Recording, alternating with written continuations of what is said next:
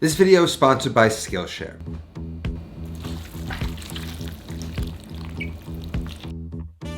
I mean, come on. You can make pulled pork like this, I promise you, if you just follow this video. So we're back in the OG kitchen today temporarily to put together some pulled pork and some pulled pork sandwiches. Pulled pork is like a really great beginner's barbecue project because it's really hard to screw up. There's a lot of leeway, it's very forgiving. As opposed to a brisket, which is really kind of difficult. We've covered brisket. We probably should have done pulled pork first, but if you've done my brisket recipe, this should actually be a piece of cake. And for anyone, this should be a piece of cake if we just follow a few simple steps. You handle your grill or your smoker properly and you cook it to the proper tenderness, you're gonna be in for a treat no matter what your skill level is. Now, when we talk about a few main styles of barbecue, there's micro-regional styles of barbecue, and it can all be very nuanced and complicated. You got Texas, which is all about the beef and all about meat in general and not a lot of sauce. In Memphis, you got really heavy, complex rub, and they just rely on that flavor and the flavor of the wood to stand out, and has a very runny, kind of tangy, tomato-based barbecue sauce. Kansas City barbecue features a very thick, tangy tomato sauce. If you're outside of the barbecue world and you think about barbecue sauce, more often than not, you're thinking about Kansas City style barbecue sauce. And then in North Carolina, you got the two Carolinas, do different things. South Carolina is more about the whole hog, and they do more of a mustard-based barbecue sauce. Whereas in the North, they use pork butts. If I had to categorize what we're gonna do today, it's more or less like a blend between the Kansas City and North Carolina. And we're gonna throw it together with some classic chopped coleslaw and my tangy barbecue sauce, which is very much in the vein of a Kansas City barbecue sauce. You do me a favor though, jump down and hit that like button real quick. It's really easy, really cheap way to support my channel if you like the videos that we're doing here. Now let's just jump right into it. Now what we have here is a pork butt and a picnic shoulder. They're two very similar cuts. It's also very confusing. The pork butt is coming from actually the upper shoulder. It's gonna be more square, and it's gonna have a fat cap on top, and the bottom is gonna be exposed meat, and there's a blade bone that runs through it. The upper picnic shoulder is sort of part of the pork butt, and then the bottom of it starts to go into the leg. So it's more of triangular, it's more misshapen, it's a tougher cut of meat. Pork butt, since it's higher up, it's not doing so much work, so it's more tender as opposed to more of the leg meat, which is tougher. Now, as you can see, this bone starts with a blade bone in the front, and then it turns into this bigger, thicker bone, like a leg femur bone towards the bottom. So we really want to use the pork butt as opposed to the pork shoulder, but you could use both, and I've used both and they do work. But today we're gonna use the pork butt. And we want the bone in, not only because it has more flavor, but it's also a great way to tell if you've perfectly cooked your pork butt, as it should slide really easily out of the meat once it's totally cooked. Don't know where the cutting board went here, so I'm just gonna do it on this sheet tray. Now we want to remove the fat cap. That's too much. We can save this fat cap. We could do something with this later. We could render that pork fat out. There's way too much fat. So what we're gonna do is remove some of the fat. There's so much fat inside of the pork, we really don't need too much on top. And then we're gonna season it. So with the sharp fillet or boning knife, I'm just gonna begin to slice at each corner to give me something to hold on to so I can start peeling back the skin. Once I can grab the skin, I wanna create tension, like I'm peeling the skin back off the meat, and then use my knife to slowly slice it away from the meat. Don't try to remove all of the fat that's underneath it. Only cut a little bit at a time in the beginning, and then you can always clean up that fat later. You don't wanna take too much off at once and potentially take some meat off the thing. I'm gonna keep this skin, I'm gonna throw it in the freezer, and figure out something to do with it later, and I'm just gonna clean up a little bit of that fat and even it out.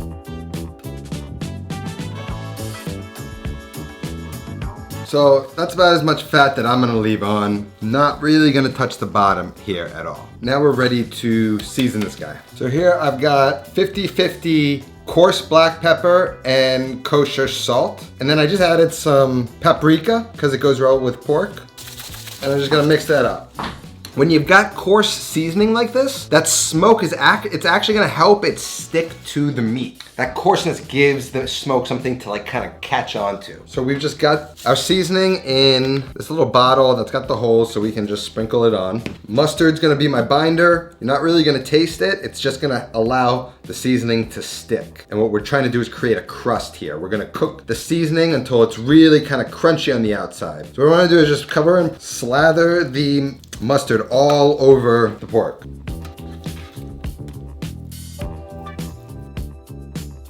Now, just like our brisket video, this is very much inspired by Franklin's barbecue. And part of what I've learned from Franklin is that you really just cannot over season pork butt. There's so much meat inside, and when we shred it, all of this crust on the outside is gonna get into the meat on the inside. So if you over salt the outside, that's gonna actually season the rest of the meat. So really be liberal with the seasoning that you put on. And we're just gonna do a nice even coating. As you apply the seasoning, use your free hand to get the sides coated. Just sprinkle the seasoning like onto your hand and then pat the sides to coat it. Now what we're gonna do is flip it onto the side we're going to cook it so that we can make it look nice and pretty.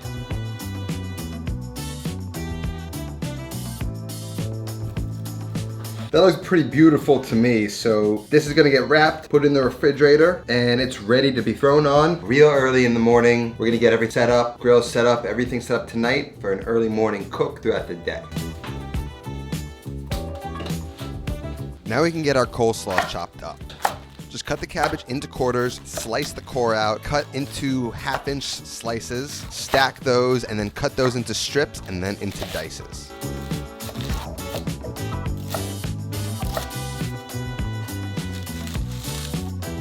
I'm just gonna grate these carrots. This is the only grater that's in the house.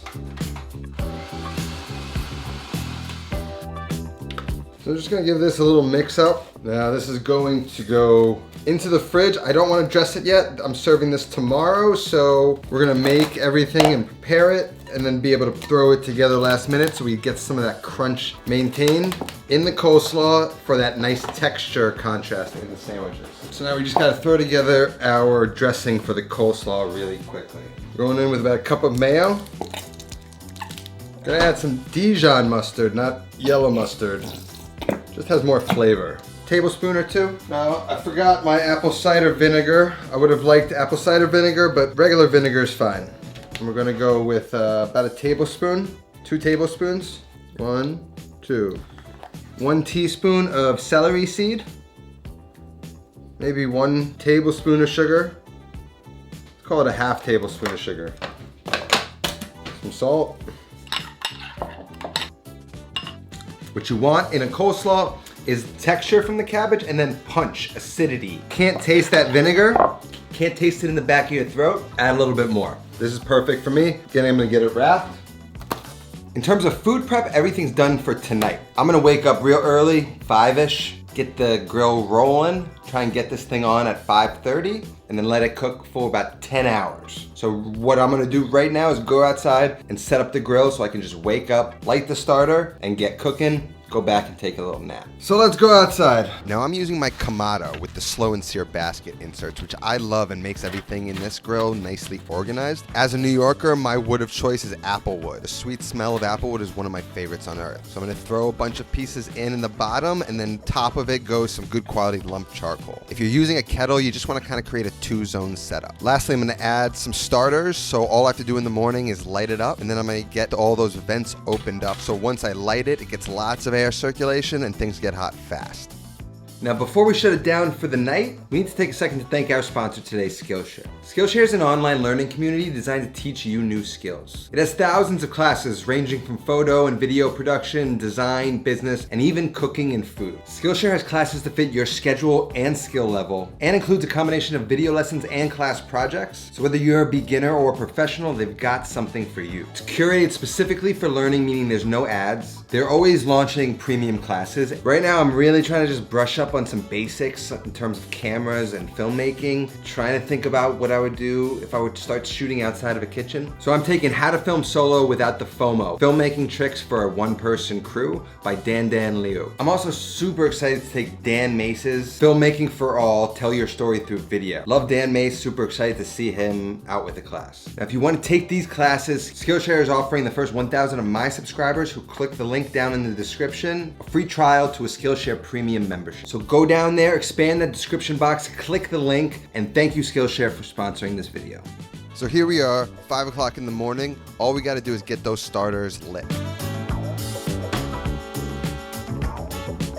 Yeah, you may be tired, but it's time to cook the pulled pork. This is after it's been sitting overnight. That rub is kind of solidified onto the pork. All we gotta do is let the grill come up to temperature. We're gonna throw it on, and then we're gonna give it a few hours untouched to allow that smoke to envelop the meat and to cling onto it. Those first 3, 4, 5 hours is when the pork is going to absorb most of the smoke. So having nice, clean, really good smoke in the beginning is vital. Now before you close the lid to preheat the smoker, you really need to get a chunk of the coals really glowing white hot. And I'm just using a fan to speed that process up. Once it's glowing white hot, you can close the lid and get those vents wide open and then just let this thing preheat. And when you're about 50 degrees away from your target temp of 270, you want to start to close the vents down and slow the heating process up so that it eventually settles at around your target temperature. But what we have to talk about now is smoke. Not enough people talk about smoke, but smoke is the main ingredient in barbecue, and like all ingredients, there's good smoke and bad smoke. When you first light a barbecue or charcoal, the smoke will always begin dirty. Dirty smoke is that thick, white, smelling, bitter, acrid smoke that's not going to yield a good finished product. You have to preheat the smoker to a point that the smoke begins to clean, which looks like this thin, almost has a blue hinge to it and smells noticeably sweet and pleasant, and there's nothing bitter to its aroma. And it's the result of having good airflow and enough heat and fuel. Now we have clean smoke. Let's see if the temp is right. It's a little high. I'm going to adjust the vents, closing them ever so slightly to drop to my temp range of 270. Then we can add the pork. Now I wanted to do this when I lit the grill, but I forgot. But you want to add about a quart of water to this water reservoir, which is really going to help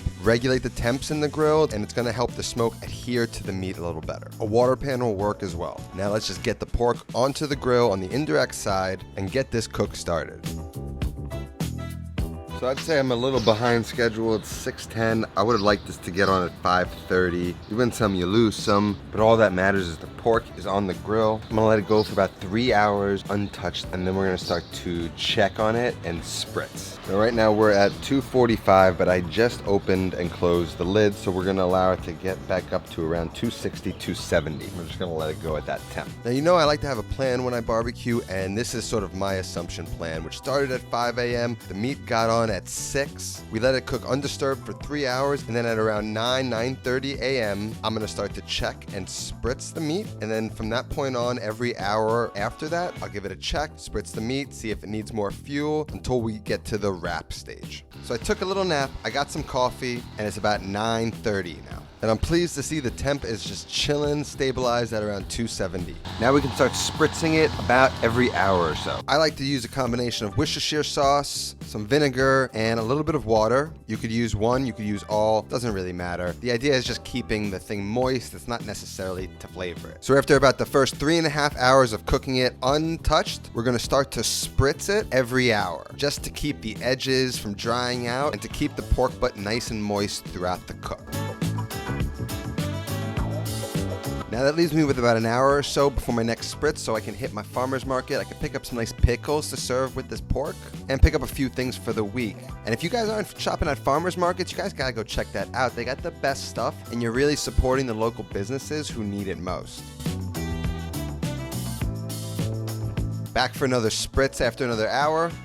Close it, and we're just going to keep repeating this process every hour or so. If you see that the fuel is running low, you can throw some more coal back on, a little more wood, and just keep it going. Now after I added the charcoal, I noticed the temp started to trend down. So I go to slightly open up the vents. And when you make an adjustment on a grill, you make the smallest one possible, and then you give it like a 20-minute wait to see what the impact of the adjustment is. I slightly overshot my 270 target, so I then made another very slight adjust back down, gave it some time, and it settled back at 270. It's now 2 p.m. and the pork has been on for 8 hours, and I'm assuming it's about time to wrap. So I set up some heavy-duty foil, 2 long pieces that overlap about halfway.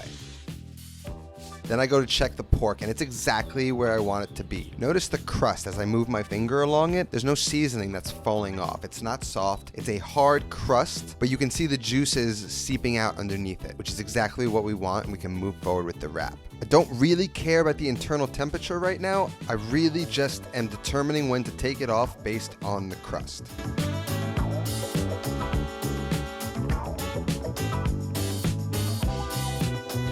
Now, we took this to the point of an extra crunchy, crispy shell because we're gonna wrap it and that's gonna inevitably soften it. So you're sort of overcompensating for the fact that wrapping it is gonna get it a little soggier. Before we wrap it, we wanna get it in like a little bit of a moist environment, so you could take some of that basting spray or mop that we had and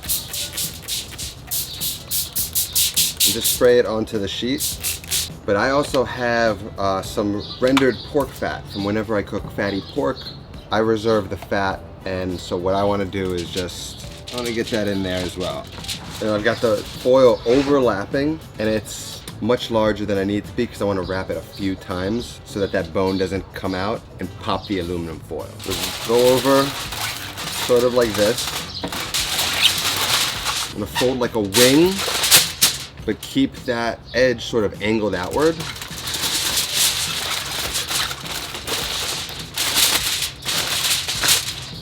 Kind of like that. You want it nice and tight.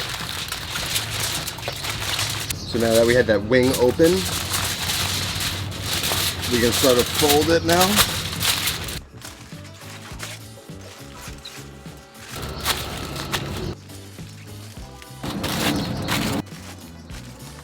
And there you have it, properly wrapped pork butt. Back onto the grill for another hour to 2 hours. We're gonna start to test with a thermometer.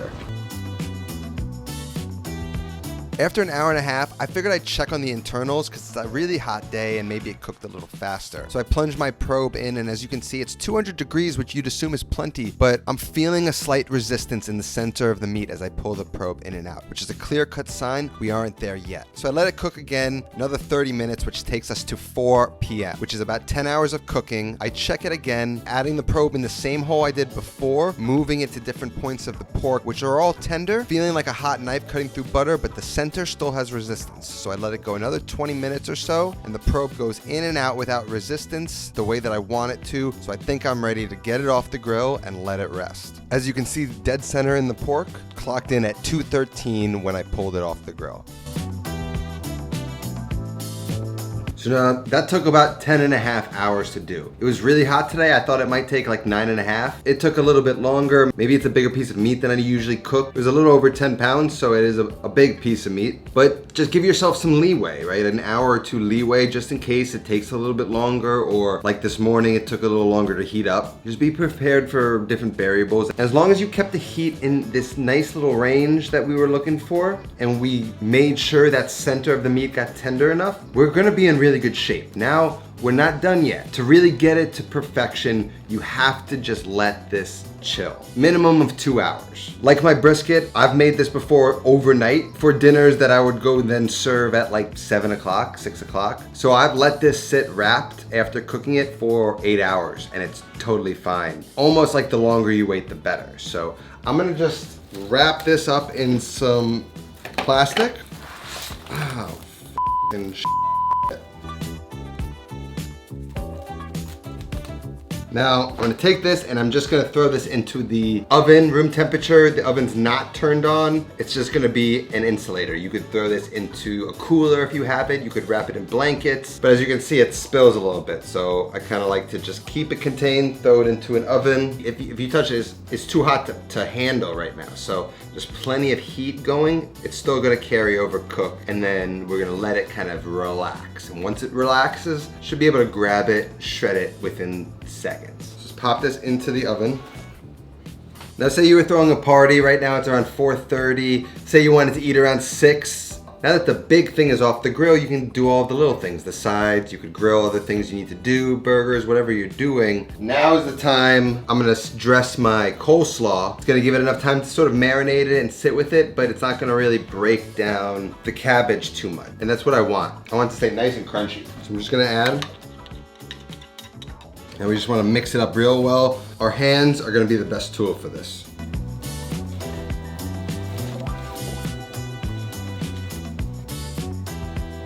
Perfect. It's simple.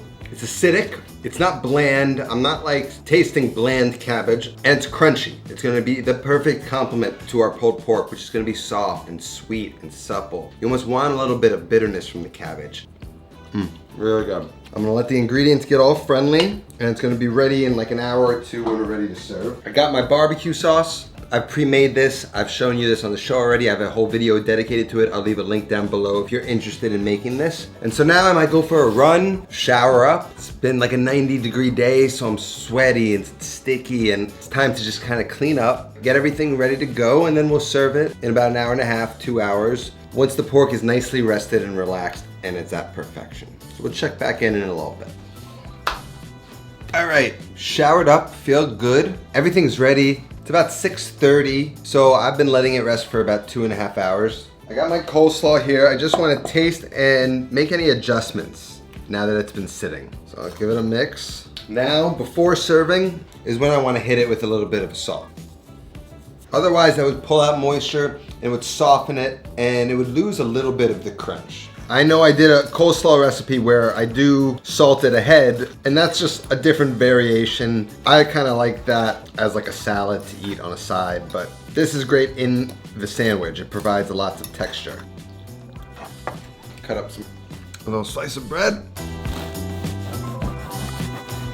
Beautiful bread we got at the farmer's market earlier.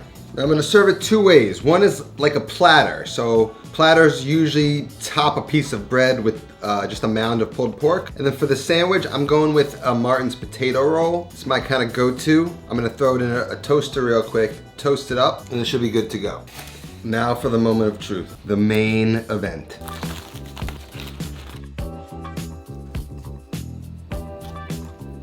That's the sign. That's what you want to see. You want it to just pull out without any sort of issue. Beautiful.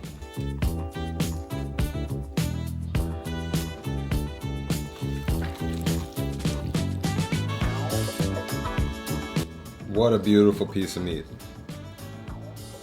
Now there's some fat within here that kind of didn't render, doesn't kind of render that well, and I like to remove it. If you like it, you know, you do you keep it, but like that's not good. It's really, really vital to let it rest. If I didn't let it rest, it wouldn't be this juicy, it wouldn't be this tender, it wouldn't be this succulent. You'd really go all that effort to get not the best result.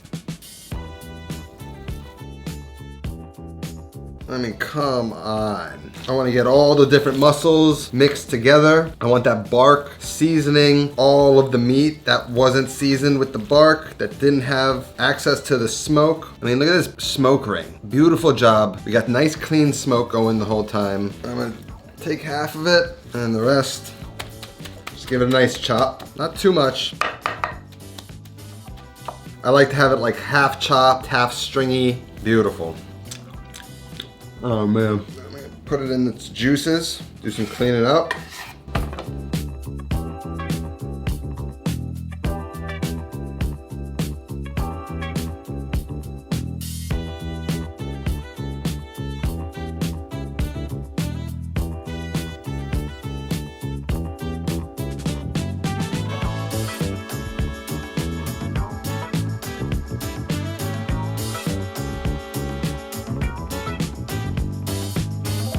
It's pure heaven. Let's see these banana peppers. You get a little spicy and acidity from the peppers. Balances out the meat really nicely. You got pickles if you want. So we got a juicy, smoky, tender, shreddable pork. We did it in about 10.5 hours, rested for 2.5 hours, and I would call it a success. Like I said, you can make pulled pork like this. I promise you, if you just follow this video. A little know-how and a little patience, that's the key to barbecue. 4th of July is coming. This is probably the perfect thing you should be making for it. So, recipe's gonna be down in the description. That's all that I have. I'll see you next time. Until then, take care of yourself and go feed yourself.